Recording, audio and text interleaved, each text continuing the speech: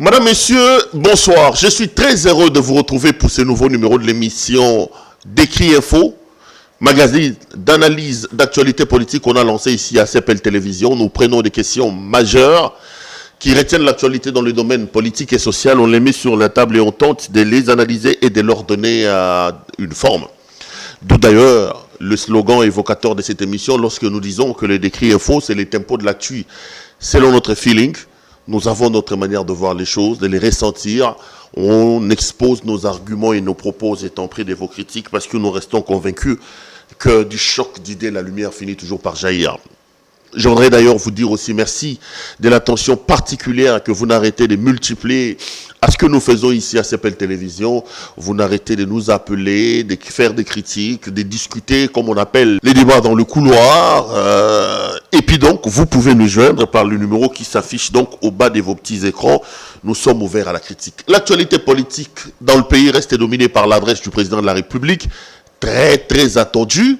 Félix Antoine Tshisekedi Tshilombo s'est finalement adressé à la nation.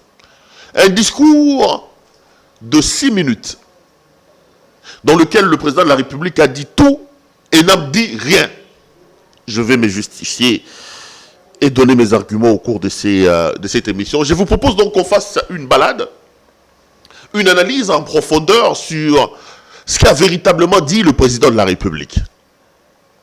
Vous le savez, Félix Antoine Tshisekedi Tshilombo a reçu, il y a quelques jours, le serment des 3 juges qu'il a récemment nommés au mois de juillet dernier d'ailleurs, à la Cour constitutionnelle. C'était au terme d'une cérémonie controversée, une cérémonie apolémique, où ses partenaires du FCC ont décidé de boycotter la cérémonie, estimant que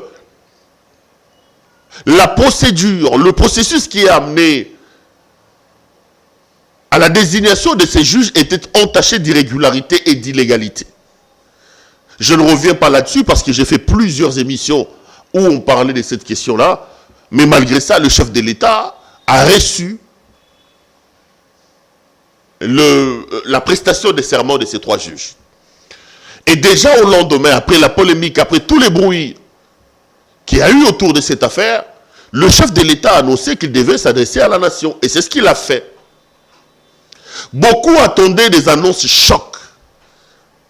Dans les rues de Kinshasa, dans les salons politiques et partout, on parlait de la dissolution de l'Assemblée nationale, de la demande de démission du Premier ministre. On a dit que le président devrait mettre en place un processus qui va amener à la nomination d'un informateur pour identifier la nouvelle majorité. Et bien de tout ça, le président n'a rien dit. Mais le président a tout dit aussi. Le président n'a rien dit, mais il a tout dit. Je veux d'abord qu'on fasse une balade sur la forme et sur ce qu'a dit le président de la République. Pour moi, j'ai écouté, réécouté, suivi plusieurs fois le président de la République depuis son adresse hier. Je peux résumer les discours de Félix Antoine Tshisekedi en 4 axes. D'abord, sur le plan de la forme, j'ai fait la communication. On note que le président avait une expression faciale assez déterminée et martiale. Une voix métallique. En réalité, les spécialistes des communications qui ont vu le président de la République parler sont unanimes pour dire que c'est dans la posture d'un homme qui en avait marre. Dans la posture d'un homme qui voulait taper du poing sur la table. C'est dans la posture d'un commandant que le président a voulu se faire vendre par rapport à cette image-là d'hier. Le chef de l'État est un gestuel, un ton assez ferme. Quand vous le regardez, vous l'entendez, vous avez l'impression qu'il veut vous dire assez et assez. J'ai dit que moi, quand j'ai suivi et resuivi le discours du chef de l'État, j'ai retenu ou je l'ai scindé en 4 thèmes majeurs. La première des choses, le président a commencé par planter les décors sur son arrivée au pouvoir et sur les circonstances qui ont amené à la formation de cette alliance entre le FCC et le CACH. Félix Antoine Tshisekedi a commencé par expliquer que les résultats électoraux de 2019 ont fait que 2 personnes qui étaient réputées ennemies pratiquement Les anciens adversaires, comme il dit, se sont vus dans l'obligation de se mettre ensemble au fait de diriger le pays. Et quelque part dans le discours, il dit même qu'il a pensé que c'était la solution idoine pour conduire le pays vers son développement. Le président a planté dès le départ le décor. Il explique que, d'une certaine manière, c'est malgré lui. Les acteurs politiques du pays se sont retrouvés contraints par les résultats des élections de 2019 de mettre en place cette coalition entre le FCC et le CACH pour diriger le pays. Premier élément. Deuxième élément. Après avoir peint la situation de son arrivée au pouvoir, après avoir planté les décors de la coalition qu'il forme aujourd'hui avec l'ancien président de la République, en les justifiant parce qu'il évoque les résultats des élections, un peu comme quelqu'un qui voulait dire nous nous sommes retrouvés contraints dans une situation où c'était comme ça, le président a commencé à peindre les problèmes. Vous allez dire qu'il dit nous avons choisi de gérer le pays dans une coalition. Et juste après, le président dit malheureusement, les divergences persistantes de cette coalition ont plombé les ailes de l'espoir de notre pays. Ils ont plombé l'espoir des ailes de redécollage de l'envol de la République démocratique du Congo. Donc, Félix commence par justifier la coalition. Il dit, écoutez, les résultats des élections 2019 nous ont amenés à se mettre ensemble. J'ai fait les grands thèmes et puis je vais analyser vers la fin. Je voudrais d'abord vous planter les décors, vous donner le discours dans son ensemble. Il parle de comment il est arrivé au pouvoir. Il parle de la coalition FCC-CACH. Excusez-moi, on est dans un pays compliqué, il n'y a pas de courant. Nous travaillons sous groupe. De temps en temps, je vais transpirer. Souffrez comme ça parce que bon, nous avons fait un grand miracle. J'ai l'habitude de vous dire parce que j'ai adopté cette phrase que j'ai entendue sur ces plateaux. Les Congolais ont fait un miracle que Dieu lui-même ne peut pas faire. C'est le miracle de transformer un paradis en enfer. Nous avons un pays paradis avec de l'eau, avec les métaux les plus précieux, mais nous sommes un peuple pauvre et nous travaillons, comme vous le remarquez, d'ailleurs, je suis en train de transpirer terriblement, sous-groupe, il n'y a pas de courant et incapable donc de mettre la climatisation. Souffrez comme moi, les amis, je suis désolé. Je reviens sur ce que j'ai dit. Alors, il plante le décor de l'accord, il revient maintenant, il commence à parler, à peindre les difficultés. Le président reconnaît dans son discours qu'il y a des divergences sérieuses. Il y a des divergences sérieuses et il dit que ces divergences ont plombé les ailes de l'espoir placées à la coalition pour le développement de la République démocratique du Congo. Il commence même à énumérer ces divergences-là parce qu'il en a énuméré quelques-unes. Il parle notamment des divergences sur le processus de paix et de sécurité. Il parle de divergences sur la Commission électorale nationale indépendante. Il parle de la divergence sur l'organisation des élections. Le président parle de la gestion des portefeuilles. Il parle de la territoriale. Il parle de la diplomatie, de l'indépendance de la justice et de l'état des droits. Voici comment je suis arrivé au pouvoir. Les élections de 2019 ont fait que nous nous sommes retrouvés dans une situation où les anciens ennemis étaient dans l'obligation de se retrouver ensemble, dit le président de la République. Malheureusement, continue-t-il, après près de 2 ans, nous avons des divergences qui font plomber les ailes de l'espoir que vous avez placées en nous. Ces divergences s'articulent autour des points suivants. Il cite, il en a cité comme je suis en train de reprendre. Et le président parle des objectifs pour lesquels il a été élu. Il dit que le peuple m'a confié une mission, notamment rétablir la paix, la consolider là où elle existe déjà et la ramener là où elle n'est pas. Elle parle du développement des infrastructures critiques. Donc vous voyez l'enchaînement de son discours. Il plante les décors sur son arrivée.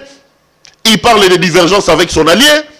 Il parle des responsabilités qui sont les siennes, les tâches où le peuple est en train de l'attendre. Et finalement, il tire les conclusions. Troisième position, le président a voulu rassurer l'opinion sur ses engagements à lui. Et c'est là que vous l'entendez dire, par exemple, que je ne laisserai aucun engagement politique. Il dit, je ne céderai aucune portion de notre pays. Il dit, je réitère mon engagement pris dans ma prestation de serment lorsque j'ai dit, je ne trahirai jamais le Congo.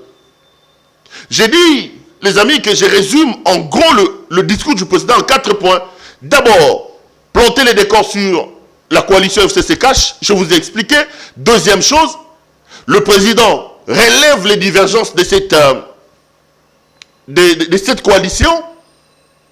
Troisième élément, le président a voulu rassurer sur sa bonne volonté à lui. Nous avons des divergences, mais moi, Félix Antoine Tshisekedi, je vous rassure que je ne céderai aucune portion de notre pays. Et il est allé loin dans ce positionnement-là, en parlant même de la politique. Parce que là, le président de la République a rappelé, je ne laisserai aucun engagement politique, de quelque nature que ce soit, primer sur mes prérogatives constitutionnelles, sur l'intérêt suprême des peuples congolais. Il a commencé un peu à rassurer, à parler de lui. Et quatrième élément, le président de la République a parlé de sa décision, dont la plus importante, et celle où il a plutôt décidé de mettre en place, ou plutôt d'ouvrir une série de contacts pour consulter les acteurs sociopolitiques majeurs du pays. Et le président de la République a dit que ces consultations visent la refondation de l'action gouvernementale autour des principes de participation de la gestion du pays. Là, je suis dans le discours. Je vais vous faire un résumé et je vais vous donner mon point de vue, mon analyse à moi, de ce que je comprends. Et n'oubliez pas, les amis, notre credo, ce que j'ai dit ici n'est pas du tout une parole d'évangile. Moi, je ne suis pas un prophète et je ne vous demande pas de dire oui et amen à tout ce que j'ai dit. Je rappelle ici que j'expose mes propos, mes arguments aux étampes de vos critiques. N'oubliez pas le contrat qu'on a signé ensemble. Excusez-moi encore pour la sueur qui est en train de sortir. Nous avons des problèmes d'électricité dans le pays. C'est-à-dire que du choc d'idées, la lumière finit toujours par jaillir. Je résume en disant, j'ai suivi le président, je l'ai resuivi, j'ai écouté, j'ai réécouté. Je résume les discours du président en 4 axes. Le premier axe, le président a donné les explications sur son arrivée au pouvoir. Dans quel contexte il est arrivé au pouvoir et dans quel contexte il est allé s'acoquiner l'alliance avec Joseph Kabila. Il a expliqué que c'est les résultats des élections de 2019 qui a imposé aux anciens ennemis de pouvoir se retrouver ensemble. 4 axes majeurs, il plante les décors, il parle des divergences et donne les assurances sur ses engagements à lui de ne pas trahir le pays. Troisième élément, le président a donc rassuré sur ses engagements et à la fin, le président a parlé de la décision. Les amis, autant que je vous ai dit que la prestation des serments controversés avec le FCC était un signe que le mur de la coalition FCC-Cash était en train de se lézarder, autant que le discours du président de la République, à mon point de vue, vient consacrer la fin du mariage FCC-Cash. J'ai l'impression que le président de la République avait prévu un autre discours. Mais pour des raisons de diplomatie, pour des raisons liées aux fonctions importantes qu'il est en train d'assumer, le président de la République a dû mettre un peu de l'eau dans son discours. C'est comme ça que j'ai dit que le président de la République n'a rien dit et il a tout dit au même moment. Quand vous grattez les aspects diplomatiques habillés du discours du président de la République, vous sentez que c'est un président amer qui en a marre et à qui il ne reste plus qu'à claquer la porte pour mettre fin visiblement aux accords entre le FCC et le Cash. J'ai lu certains ténors du FCC dire, j'ai même vu certains s'amuser en disant Azamboa Kopal, Bomoni ou Kolobamboa Kopal, à ça quel côté. Beaucoup croyaient qu'il allait dissoudre le Parlement Beaucoup croyaient. Déjà que l'hypothèse de la dissolution du Parlement, moi je vous ai dit que c'était une très mauvaise hypothèse pour le président de la République, parce que c'était un schéma aujourd'hui qui va nous conduire vers l'inconnu. Si le président de la République s'hasarde à dissoudre aujourd'hui les parlements, il y a beaucoup de questions impondérables que le président ne maîtrise pas encore. Premier élément, c'est l'organisation des élections, parce que la loi dit 60 jours après la dissolution du Parlement, il faut absolument convoquer les élections. Or, nous savons que les élections ne coûtent pas moins de 600 millions de dollars américains. Ne nous voilons pas la face, le pays n'a pas 600 millions de dollars américains. Le pays est incapable de mobiliser 600 millions de dollars américains en 2 mois pour organiser les élections. Deuxième élément, j'ai dit que dans l'hypothèse où le président de la République arrivait à réunir l'enveloppe de 600 millions de dollars américains, il y a un autre élément, c'est que le président ne contrôle pas encore la Commission électorale nationale indépendante. Si l'on doit organiser les élections en l'état actuel, nous devons nous fier à Corneille Nangaa, qui est encore par-dessus tout le président de la CENI. Or, vous connaissez la loyauté de Corneille Nangaa à Kabila. Organiser l'élection dans ces contextes ici, vous n'avez aucune assurance finalement de rafler la mise sur la majorité. On risque d'avoir Kabila avec une nouvelle majorité. Et le troisième élément, c'est la frustration de tous ces hommes qui sont à l'Assemblée nationale, dont la plupart sont des chefs armés et entretiennent des situations. Ils sont là pour avoir des immunités parlementaires. C'est la situation sécuritaire qui risque de s'enflammer. En clair, la question de la dissolution du Parlement à l'heure actuelle est une option très dangereuse. Mais j'ai vu les gens du FCC, les proches de Kabila, c'est rigoler, dire, attendez, Azambo Akopal. Mais, quand je suis le président de la République, je reste convaincu qu'il a déjà pris la décision. Écoutez ce que le président dit sur sa décision. Il dit ceci. J'ai décidé d'entamer, dès la semaine prochaine, une série de contacts visant à consulter les leaders politiques et sociaux les plus représentatifs pour avoir leurs opinions et créer une union sacrée de la République. Une union sacrée de la nation. Le président veut créer autour de lui une sorte d'union sacrée. Ne nous voilons pas la face. Je l'ai dit ici il y a une semaine. À l'heure actuelle, moi j'attends voir un Félix Tshisekedi fédérateur. Nos téléspectateurs les plus réguliers vont se rendre compte. J'avais dit il faut créer une union sacrée autour du président de la République au fin de combattre l'ennemi qui pour moi reste le FCC et Kabila.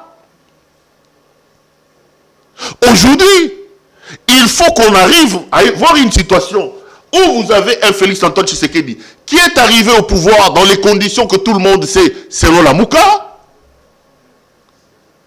Mais par-dessus tout, l'intérêt supérieur de la nation doit nous conduire à unir nos efforts autour de ce président, à créer une sorte d'union sacrée pour lutter contre le mal qui, à mon point de vue, reste Joseph Kabila et le FCC. J'avais dit ça. Et j'ai même lancé un appel au président de la République en lui disant que j'ai trouvé anormal que près de 2 ans après son arrivée au pouvoir, que le président n'ait pas rencontré un homme comme Moïse Katumbi, par exemple. Que le président n'ait pas pris contact avec Martin Fayoulou, avec Jean-Pierre Bemba, avec les leaders avec lesquels il a travaillé dans l'opposition. Parce que je disais au président que son partenaire de la coalition était rusé, était malin. Le président doit étendre le champ. Et j'ai dit que le président avait 2 grands atouts qui pouvaient lui permettre de vaincre Kabila. Un, c'était la population, parce que Kabila était un homme vomi et honni par le public. Et 2, c'était la communauté internationale. À ces 2 atouts majeurs pour lutter contre Kabila, j'ai appelé le président de la République à étendre le champ en créant autour de lui, en se présentant comme un président fédérateur qui crée autour de lui une union sacrée des Congolais contre le mal qui aujourd'hui pour moi reste Joseph Kabila et le FCC. Et quand j'ai entendu le président de la République dire ça, je me suis dit bingo. J'ai été heureux, je me dis parfois les bruits que nous faisons ici, nous ne les faisons pas en vain. Le président a dit ces consultations visent à créer une union sacrée de la nation. Que vous le vouliez ou pas, les amis, cette union sacrée-là va se former pour mettre hors d'état de nuire un homme, c'est Kabila. Là, je suis dans l'interprétation et dans ma façon de comprendre les choses. Quand le président de la République reconnaît d'une certaine manière qu'il est dans une coalition, lui imposée par les élections de 2019, et qu'après les paragraphes qui suivent, le président vous explique les problèmes qu'il rencontre dans cette coalition. Il parle des problèmes liés à la paix et à la sécurité. Il accuse d'une certaine manière Kabila et ses hommes d'être derrière l'insécurité qu'il y a dans le pays. Parce qu'il parle des divergences qui plombent les ailes du décollage de la République. Et avant d'en parler, il dit malheureusement, il accuse sans les nommer Kabila. Parce que dans la coalition qu'il décrit ici, le président, il n'y a que deux, Félix Antoine Tshisekedi et Joseph Kabila. Quand il dit que malheureusement 2 ans après mon arrivée, cette coalition fait preuve à des divergences qui plombent les ailes de l'espoir pour un développement du Congo. Donc, il accuse Kabila. Et il commence à étaler ces divergences-là. Divergences liées à la paix et à la sécurité. D'une certaine manière, Félix Antoine Tshisekedi nous a dit, sans le dire, c'est comme ça que j'ai dit d'ailleurs, que le président n'a rien dit et le président a tout dit. Quand il dit les divergences liées notamment à la paix et à la sécurité, il veut tout simplement dire que Kabila et sa coalition sont responsables de l'insécurité qu'il y a dans le pays. Il dit l'organisation de la CENI. On sait la guerre qui existe dans la question des Rossard Malonda. Il dit des divergences sur l'organisation des élections. Des divergences sur la gestion du portefeuille et de la diplomatie. Le président parle même des divergences sur l'indépendance de la justice et l'état des droits. Il livre Kabila à la vindicte populaire. C'est ce que le président a fait. Mais évidemment, c'est un président de la République. Il doit parler un peu en utilisant des termes propres et diplomatiques. Mais dans le fond, le président a livré Kabila et sa coalition à la vindicte populaire. Et lorsque le président nous dit que j'ai décidé d'ouvrir des consultations pour créer une union sacrée, pour permettre à l'État d'atteindre les objectifs et de lutter contre les antivaleurs que j'évoque, ça veut dire le responsable des antivaleurs, c'est Kabila et son FCC.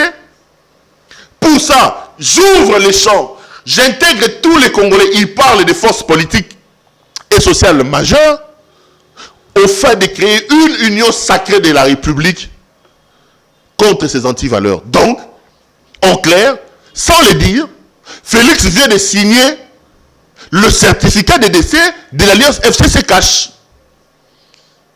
Le président a signé le certificat avec ses discours. En clair, le FCC, le Cash, le deal entre Kabila et Félix Antoine Tshisekedi tombe caduc. Mais, voulant respecter la loi, parce que vous le savez que la loi le dit, Kabila a le contrôle aujourd'hui de la République. Pourquoi? Parce qu'il s'est forgé une majorité mécanique avec Nanga. Au Parlement, il est majoritaire à l'Assemblée nationale, au Sénat. Le président vous dit, les consultations visent la refondation de l'action gouvernementale autour des principes de participation à la gestion du pays. Il dit tout. Les consultations visent la refondation de l'action gouvernementale autour des principes de participation de la gestion des pays. Les amis, réfléchissons autour de ça. Premier élément, il dit j'entame les négociations avec les forces politiques et sociales majeures pour créer autour de moi une union sacrée. Et ces consultations visent la refondation de l'action gouvernementale autour des principes de participation à la gestion de l'État. Ça veut dire quoi? Premier élément, le président accuse Kabila, que c'est lui qui est responsable des divergences. C'est lui qui est responsable de l'insécurité. C'est lui qui est responsable des blocages au niveau de la CENI, au niveau de l'état des droits, de l'indépendance de la justice. Pour lutter contre ces antivaleurs, il crée un bouclier qui s'appelle Union Sacrée. Je lance des consultations pour créer une union sacrée, pour lutter contre ces antivaleurs. Et de cette union sacrée, Félix termine en disant, de cette union sacrée, nous devons avoir la refondation de l'action gouvernementale au travers de la participation de la gestion publique. C'est-à-dire que les gens qui sont là doivent participer à la gestion des affaires de l'État. Mais comment vont-ils le faire? Parce que Kabila ne se laissera pas faire.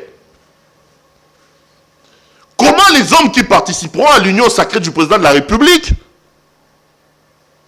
devront s'attendre à participer à la gestion de la chose publique? C'est là la vraie question que nous devons nous poser. Et là, je parle comme journaliste d'investigation. L'objectif du président est clair. Kabila, à mon point de vue, est en train d'être pris dans son propre jeu. Félix avait la possibilité de revenir, de parler hier et de dire: je vais nommer un informateur, je demande la démission de Ilunkamba.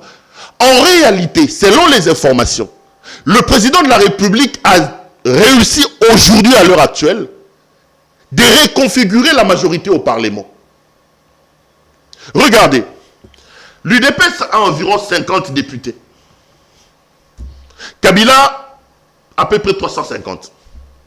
Mais il y a des grandes divergences aujourd'hui au sein du FCC, où les gens jouent un peu à l'hypocrisie, ils sont là sans être là. Quand vous prenez le départ de Modeste Bahati Lukwebo, le président est en train de discuter avec Pius Mabilou. Vous l'avez vu, il est le seul à venir là. Vraisemblablement, en coulisses, le président a déjà réussi à débaucher à gauche et à droite. Il va organiser ces consultations-là pour soigner la forme. Il veut donner une forme à la démarche déjà entreprise en coulisses. Et à la fin de ces consultations, puisqu'il dit que je prendrai des décisions et je reviendrai vers vous, le président nous dira qu'il a décidé de demander la démission du Premier ministre et de nommer un nouvel informateur. Et ce nouvel informateur aura pour mission d'identifier la majorité. Parce que la loi est claire. La loi dit ceci: au terme des élections, si aucune formation politique ne gagne les élections, un informateur est à ce niveau-là nommé pour identifier la coalition majoritaire au Parlement. Mais nous sommes arrivés dans ce pays où le FCC de Kabila a refusé en son temps que le président puisse nommer un informateur. J'ai l'impression que le président, se sentant fragile à son arrivée, n'ayant pas le contrôle de la situation, il a adhéré à cette demande. Mais aujourd'hui, plus on évolue, on a affaire à un Tshisekedi qui commence de plus en plus à s'émanciper. Dieu merci d'ailleurs. Est-ce qu'il a refusé? Ce qu'il était dans l'impossibilité de faire hier, il est dans la possibilité de le faire aujourd'hui. Nommer un nouvel informateur. Et selon les informations, ça pourrait être soit Bahati Lukwebo, soit Kitenge Yezu. Les deux là. Il va consulter les personnes, les Moïse Katumbi, ces gens-là, et tous ces gens-là, et au terme de consultation, le président va demander la démission du Premier ministre et de son gouvernement. Il va nommer un informateur, et cet informateur-là va découvrir la nouvelle majorité. Et selon toute vraisemblance, un grand travail a été fait dans ce sens-là pour que la majorité bascule. En réalité, s'il réussit son coup, Félix Antoine Tshisekedi réussira à déplumer Kabila sans coup de feu. Et ça sera un coup de génie. Et on va l'applaudir pour ça. On nous annonce qu'il allait faire un discours en tapant du poing sur la table. Mais seulement le balai diplomatique qu'il a eu la veille de son discours l'a dissuadé. On lui a fait voir qu'il fallait donner une forme, il fallait maquiller les décisions importantes. Mais j'ai l'impression que la grande décision majeure que le président rendra au terme de ces discussions, ça sera la nomination d'un nouvel informateur pour reconfigurer la majorité kabilienne qui est aujourd'hui à l'Assemblée et au Sénat. Donc, on reste encore un peu patient. D'ailleurs, il dit lui-même qu'il va commencer les consultations dès la semaine prochaine. Ça urge apparemment. Et il dit qu'au terme de ces consultations, il reviendra vers nous. La grande interprétation qu'il faut faire, à mon point de vue, tout en disant que ce que j'ai dit, je ne vous appelle pas à le croire aveuglément, on peut toujours discuter.